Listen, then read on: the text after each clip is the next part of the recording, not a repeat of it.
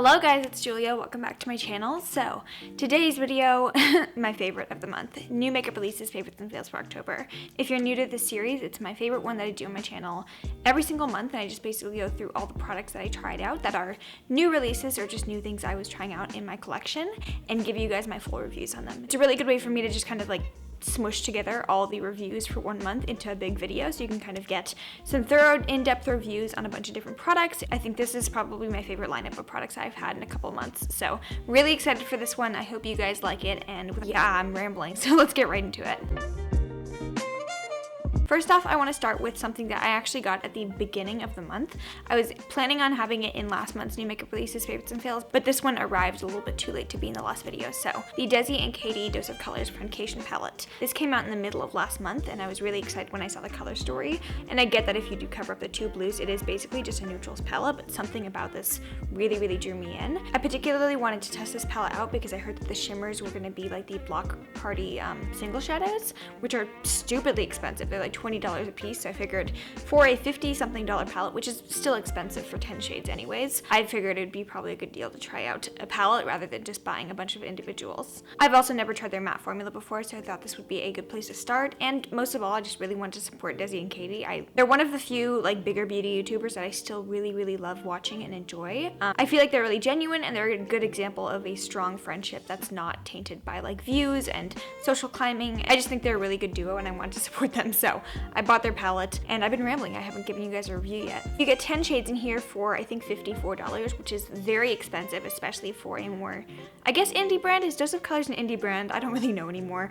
I think this is actually worth the money, and I kind of hate saying that because it is very expensive, but the shimmers in here are one of the best formulas I've ever tried in my life. There are 4 like super foiled shimmers in here. A Moment and Game Over are what I'm wearing on my eyes today, and then we have Dirty Money and Just a Kiss. These 4 shades are basically like a pressed powder version of their Block Party eyeshadows. So these are insanely foiled, very just like special, kind of like the Pat McGrath shimmers almost, but I guess less expensive. And they have that like insanely glittery reflect to them, but they just kind of look wet on the eyes. And that's something that's really hard to like find in a good shimmer shade. I think this is unlike anything I've ever tried before in terms of these 4 shades. They're just like look makers. They just take the eye look to a different level. There is another shimmer up here. This is the shade Try Me. It's just kind of basic. I don't really like this one that much. I honestly wasn't really expecting the formula of the mattes to be this good. Honestly? Truly? Honestly. But they're just really easy to blend. They diffuse really well. Something that I like in more neutral tone mattes is something that's going to blend very easily on the eyes. Not necessarily be the most pigmented on first like application. I like building up my neutrals as opposed to if I'm playing with a more colorful shadow, I want it to be like bam, you know? What? I just think they did a really good job with the formulas of each respective shade. They did a good job like fitting the type of formula to what type of shade it is. I wore Dirty Money as well as some of the mattes in here in my dupes video, so if you want to see an eye look using that one, I'll flash it on screen. But today I'm wearing A Moment and Game Over on my lid. And I'm just kind of having a feeling that this is going to be my yearly favorites because I've been using this so often. It's good for doing very neutral looks. I can use the mattes in here or doing extremely bold looks with the shimmers. So I like this one very much, and I'm so glad that I picked it up. I like this one very much. I was scared that since it was so expensive, I was going to regret it, but I don't regret this one bit. Next up this month, I tried out the Laura Mercier Translucent Glow Setting Powder. So Laura Mercier, their translucent regular, the matte one, is my favorite powder like ever. It's just the best for keeping your skin mattified all day. It's the most long-lasting powder. Something about that one just takes the shine and the oil out of my face and keeps my face like locked in place. So that one is a really good powder. Very expensive. It's $38, but it's for a full ounce, so I think it's a decent deal. But they recently came out with the translucent glow setting powder, so this one is a more luminous version of the original one. They had Mario de Divanovic promoting this one. Desi Perkins also did a video demonstrating this one, and both of them just made it look magical, so I wanted to test it out and see if it would make my skin somewhat nice. I also got the special brush that was supposed to come with it. It's kind of like a weird, I don't know what this shape is. It's supposed to kind of hug the grooves of your cheekbones and your forehead to kind of just get the glow evenly distributed. So I don't think this is going to be for everyone, especially if you don't like shimmer. It's basically like a very faint loose highlighter, so it's not something you can just haphazardly dust all over your face and be done with and have a nice luminous glow. It's gonna look like you put on highlighter on your face. So this is something that you really do have to kind of finesse and work with and target in specific places, otherwise you're gonna look like a tin man. So here's what it looks like. I thought it was gonna be like fully translucent. It's a little bit tinted, so I definitely don't think this is gonna work for the fairest of fair skin tones, because even for me, I feel like in the dead of winter, this is gonna be a little bit like too dark. I don't know, knock on wood. But I'm gonna show you guys how I apply this one. It's something that I really do have to target specifically. So I'm gonna take the brush and I kick off as much as I can so I don't get a ton of like highlighter on my face. I'm just taking the brush, I'm already wearing highlighter, so I don't know if this is gonna really do anything, but just sweep it along the cheekbones and then take whatever is left after I do my cheekbones and just hit forehead. And I don't even know if you can see that on camera, probably not. I feel like this does give a really nice luminous glow, especially if you like having your makeup set down with the Laura Mercier powder. You can kind of go in with a matte one and then take the translucent glow one and just kind of finesse it all over your face. I do find that it does work best with the other Laura Mercier powders, so overall I do like the effect that it gives. I think it's very nice for achieving that very like dewy, just like slightly luminous, alive editorial skin. However, I do feel like it is a little bit less user-friendly than I would prefer. I think it does kind of require some finessing, and for the first couple times I used this one, I was like, this looks awful on my skin. It's also not the best with like every single type of foundation. I definitely would not use this one with a dewier foundation because it's just gonna look like oil slick city. And then of course having the brush with it, I don't think it's a completely necessary thing, but I do like how this one does hug the cheekbones and stuff. It's an added luxury, I guess, but this is really pretty. I am going to continue to use it. I wouldn't say it's like the best thing I've tried. It's a nice powder. That's it. Last month I shared with you guys my review on the Beaute Paradise Fallen palette, and this month I tried out the Classical Paradise. After I bought the Paradise Fallen palette, I really enjoyed the quality in that one, so I wanted to test out the other palette that really caught my eye. There are two other palettes in the Paradise collection. One of them is a rainbow palette. I just felt like I didn't really need it that much. There's a like pink one that I felt like I had a lot of shades like that in my collection. This is something that I just honestly didn't feel like I had anything like this in my collection. It's very like fall oriented, focused in on red shades. I feel like a lot of warm tone palettes are kind of focused on like warm tone browns and oranges, and this one has deep like burgundy reds. There's not a single brown in here. That is not correct. Oh wait, no, there are browns in here. There's literally 2 browns in here.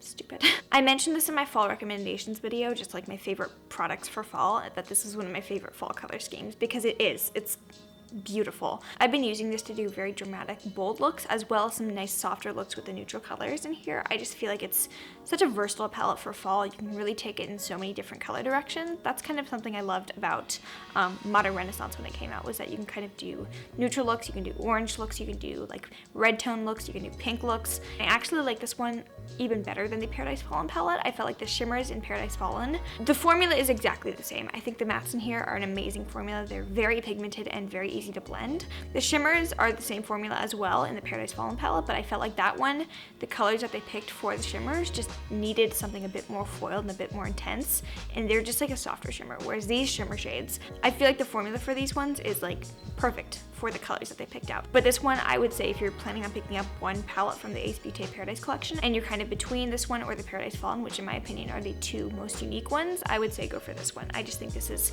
really well executed. It's perfect for the season, and I think it's going to be something that I'm going to be wearing all year round, not just in fall or not just seasonally. I think it's a very easy to reach for and easy to conceptualize different looks palette. Also, I think it's really well priced. It's $32 for 12 shades, so that's not super expensive, especially for the fact that it is a high-end formula for a fairly affordable price. Anastasia's palettes run about like $42. The Dose of Colors one I just talked about is 50 something, so this is a very good deal. I kind of have 2 different extremes when it comes to like doing my makeup in the morning. It's either this or like a very soft, no makeup, minimal looking face. Get you a girl who can do both. So BECCA recently came out with their SKINLOVE collection, and I was really intrigued by all the products that they had. I did order their foundation, and I'm going to be reviewing it sometime next month. But this month I tried out their Glow Elixir, which I was hearing really great things about, as well as their Glow Glaze stick, because I think I heard, it might have been Mariah Leonard, I don't know, somebody who really does like very nice minimal, like Glossier inspired, very runway type makeup, and I thought that was really pretty. So first I'll talk about the Glow Elixir. I thought this was a primer at first, so I was using it as a primer for the first 2 weeks that I had it, and I was like, this is doing absolutely nothing for my skin. I have the like BECCA First Light Priming Filter. That one I feel like can show through foundation, whereas this one I would put on a foundation even if it was medium coverage and I wouldn't be able to see that I had glow on my skin. So this was kind of doing jack for me as a primer, and then I had the bright idea to try this one out as a foundation mixer to just kind of bring some like thinness to a very thick full coverage foundation and like just some life to it, I guess. This is so good as a foundation mixer. I use this one to thin out the Laura Mercier Flawless Fusion one, which is horrible on my skin on its own. It's very drying and very like thick and hard to blend out. Oh my god, it looked so pretty on my skin. This gave the most natural, like light, luminous glow. It looks like model skin. And I don't have perfect skin by any means, but this just made my skin look so pretty. So I really enjoy this one as a foundation mixer.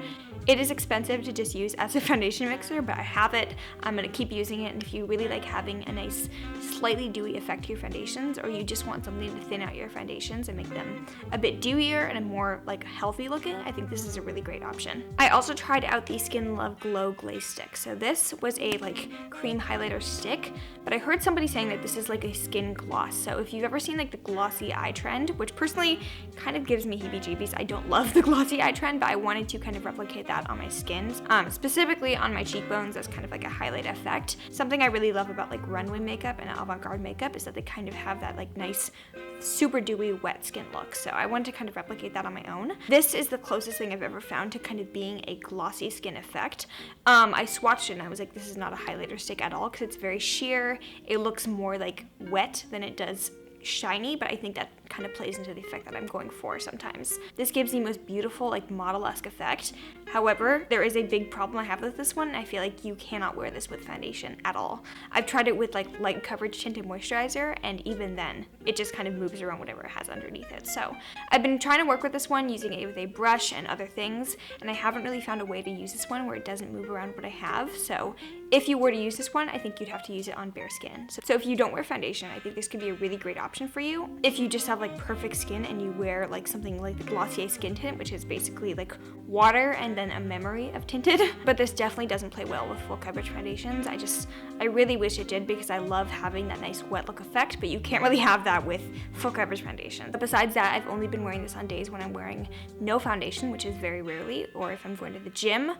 I know it's weird to wear makeup to the gym, but like, let me live. So this is really pretty. I wish it played well with other formulas because that would be awesome. I guess we just can't have nice things. And none for Gretchen Wieners, bye. Along with the DesixKaty palette this month, I feel like this product is another one that I have a hunch is going to be in the yearly favorites video. So I tried out the Hourglass Veil Translucent Setting Powder this month, and this is The good kush. This is so beautiful on the skin. First of all, I love the packaging. It has like an H diffuser in here, and then it has a kind of like stopper, so it doesn't like billow everywhere when you open the powder container, which I freaking hate with other powders. It's just that kind of smart packaging that I feel like if I'm paying this much for a powder, you better have nice packaging like this. It is 0.36 ounces, so it's about a third of the size of Laura Mercier powder for almost $10 more, which is crazy. We could talk about it or we could fight it out. I'm with whatever. However, when I do use this powder, I am using a lot less, I feel like. This is very finely milled, so I feel like I only have to use a small amount, and a little goes a very long way. Whereas with some other powders, I kind of just like... It has the softest luminescence to it where it's not completely matte, but it doesn't look like shiny on the face either. It's not like the Laura Mercier Glow Powder. It's just perfectly in between. I feel like if you took the Hourglass ambient lighting powders and crushed them up, it would be this. This just is kind of like an airbrush in loose powder finish form. So I do still love the Laura Mercier matte one for setting down my face and keeping it not oily throughout the day, but this one, it also keeps it from getting oily, but it also just looks amazing. I don't think it's a necessity. If you don't want to spend $46 on powder, by all means, do not spend $46 on powder. This is definitely a luxury item. It's definitely something that's kind of bougie and to make you feel luxurious and happy. And if you really, really like investing in good complexion products, I think this would be a great option. But there's plenty of other amazing drugstore or just slightly more affordable products out there, so it's definitely not a necessity, but it is one of my favorite powders in my collection, and I'm really, really glad that I tried this out. Speaking of good brands doing good things, Colourpop came out out with a huge foundation shade range for their new No Filter Stick Foundation. I am in the shade Fair 25W. This actually happens to be basically a perfect shade match for my skin tone. I was really worried about shade matching myself online. Personally, I just always like to go in stores and shade match myself for foundation, but sometimes you can't do that. For $10, I was willing to take a risk. They have a huge, amazing, diverse, inclusive shade range for this one, so I'm very proud of them for doing that, especially for a $10 foundation. I think we saw in James Charles's video how it's not that hard to come out with a good, diverse shade range, so there's really no excuse at this point. But yeah, Colourpop did a great job with the shade range, but I wanted to know if they did a good job with the formula. I tried out their No Filter liquid foundation a while ago. I think that was in a review video a couple months ago. I liked it a lot when I first tried it out, but over time, as I used it more and more, I just kind of liked it less and less, if that makes sense. I don't know, it's definitely not my favorite foundation anymore. This is really beautiful. I love how this looks on pretty much like 90% of my face. On my forehead, on my cheeks, it just looks amazing through the day. And even as I wear it longer and longer, it gets slightly dewier, but it doesn't look shiny, it doesn't look greasy, and it doesn't break apart. So, however, it looks freaking insane on my nose. It just looks really, really weird. It sits very strangely on my nose, and my nose is very weird.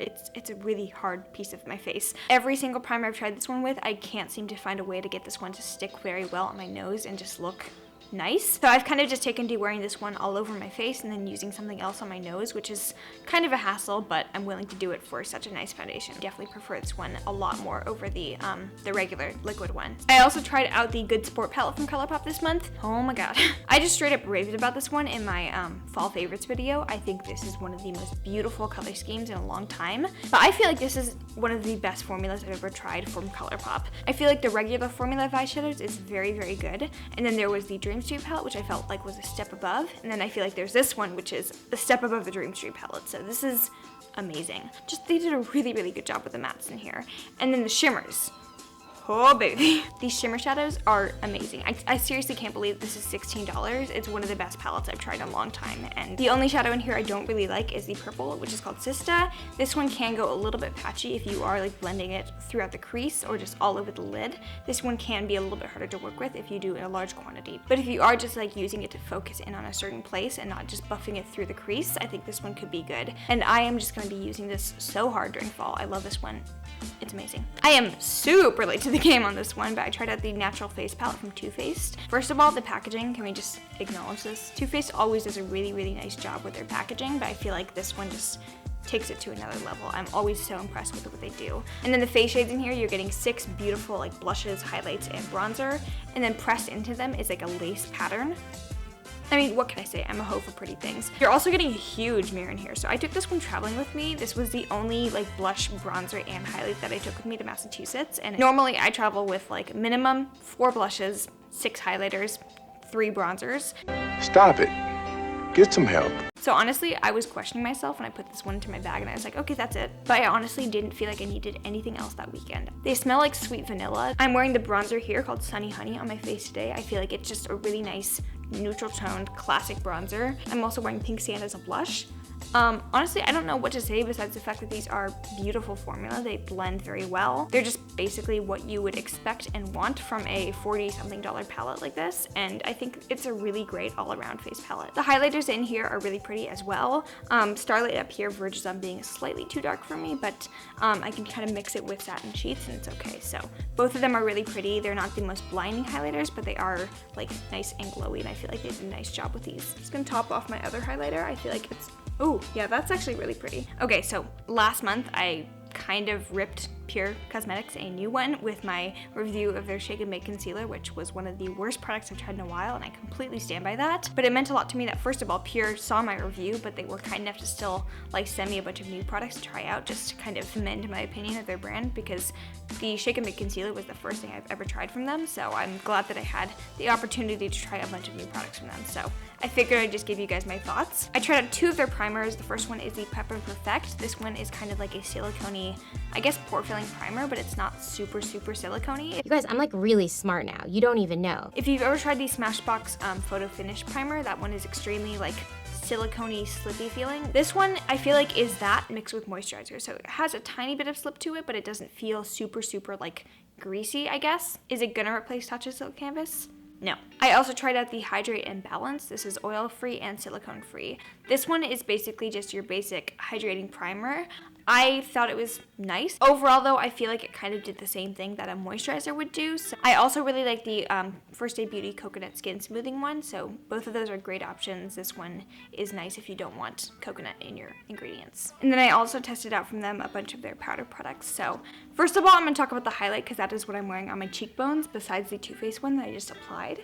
I think it's really pretty. This is the Afterglow Highlighter, Urban Decay. It's just a really pretty like light white gold champagne shade. Very neutral, works with a bunch of different eye looks. It's slightly warm toned, but look at how blinding that is. Like, oh my god, crazy. I also tried out 2 bronzers from them. The first is the Bronzing Act Matte Bronzer in the shade Dark. This is a little bit too dark for me, obviously. I am very fair in skin tone, so I did try to use this one. Thankfully, it's not the most pigmented bronzer, so I could kind of build it up, and I really like how this one looks on the skin. It's definitely not my favorite bronzer, but I would say it's kind of similar to the Too Faced Chocolate Soleil, so if you're wanting an alternative to that one. The other bronzer I tried is their Mineral Glow Illuminating Bronzer. This one, again, a little bit dark for me on its own, and this one, it's definitely a bit more pigmented. It's not the color for me, it's definitely a little bit too warm toned for my personal taste, but the formula itself is good. And then finally, I tried out their Balancing Act Mattifying Shine Control Powder. This is one of my new favorite pressed powders. It's definitely not gonna hold a candle to my Charlotte Tilbury one, but I do like this one. But I think it's really pretty. It does a good job of kind of mixing together both the like pigmented beige as well as the kind of brightening complex. I don't know why I swatched that because you can't really see anything. So overall, I really like the products I tried from Pure this month. It just kind of shows me that they have some really nice products and it makes me want to try more from them. So overall, I think my #1 recommendations from them as of now would be this highlighter. Can we just acknowledge that? This month I tried out a palette from CIATE London. They sent me the Glitter Storm palette. I think it's a limited edition one for holidays, but they sent this one to me in PR. First of all, like the packaging though. Excuse me. But CIATE is a really great brand. They're very underrated in my opinion. This palette is made in Italy. So here is the palette. This is a bit of a cool tone palette. So you do have some like mauve shades in here, deepened plums, and just some cool toned shades. And then you have 3 like glitter shimmer shades. It's really hard to show you guys with the reflective packaging, but look at these beautiful glitter shades. They're basically like pressed glitters, but without the mess. They don't really have a ton of fallout to them. So this, in my opinion, is a better color story than the Anastasia Sultry palette. I feel like this is so much better executed. The mattes in here are very, very blendable and have a nice amount of diffusion to them. They're not the most pigmented, but again, if I'm going for neutral shades, I do like to be able to build up my matte shades rather than like, you know, having a ton of color. But this palette is so pretty. I think this is a great holiday option, and if you really want a good cool tone palette, this could be an amazing thing for you. So packaging is kind of bulky because of this like glitter display, but I mean, I'll take it. Final thing that I have for you guys is the OFRA Glow Up palette. So OFRA came out with a bunch of new highlighter things this month for like holidays, I assume. So this is a palette from them. I am so powerful. My mind, oh, it amazes me sometimes. In here we have Beverly Hills, which is their 5-color quint, and then you have Star Island, which is a very nice light champagne shade, Blissful, which is a bit too dark for me, but I'll get to that in a second, and then Rodeo Drive, which is their bestseller. I think this is a really, really well thought out palette because it has so many highlighters in here that even though not every single highlighter is going to work for every single skin tone, you kind of have the options to mix and match them and make them work for you. So for me, Blissful and Rodeo Drive and a couple of the shades in this quint are too dark for me, but if I mix in the white shade or this like shade here or the shade Star Island, I can kind of make them work for my skin tone. Overall, I think the amount of shades you're getting in here for the price is amazing, and OFRA highlighters are just, let me show you guys, like, beautiful. They did come out with quite a few different holiday ones. I think this is probably the best option, especially if you haven't tried OFRA highlighters yet and you're not sure which color to get. I think this could be a really great option for you. So this I also give my stamp of approval to, if that even matters. Alright guys, that concludes my new makeup releases, favorites, and fails for October. It was a really great month. I had so much fun creating a bunch of different Halloween looks, and something I want to do at the end of my new makeup releases for each month is to kind of show you guys my favorite looks I did this month. So I will flash every single Halloween look that I did this month on screen for you guys so you can see them. The first one is the Dark Mermaid makeup look that I did, which was Curse of the Black Pearl. Then I did my Vogue Vampire look, which was blood spatters and just dripping blood, and then I drew roses onto my chest. That was really fun. I did an Ice Queen look where I just kind of made my entire face freeze. I did loose lips sink ships, so I kind of drew on stitches to my face. That was kind of Coraline inspired. I did a Weeping Angel look. This was a bit of a softer look, just kind of more ethereal inspired rather than like dark and spooky. Then finally I did my Lost in Space look, a dark galaxy overspray, and then I did my Ouija board look for Halloween night. So those are all my favorite looks of the month. I hope you guys enjoyed this month with me. If you like this video, please give it a thumbs up. Make sure you're subscribed to the channel, and also make sure you follow me down below on Instagram to see makeup looks like this one and the Halloween looks that I just showed you guys, posted pretty much every single day. Thank you guys so much for your support. This month we passed 7,000 subscribers, which is a small number compared to so many other people, but for me it means the whole world. So thank you guys so much for all your love and all your support. It really does mean the entire world to me. So if you made it to the very end of this video, I love you. Bye.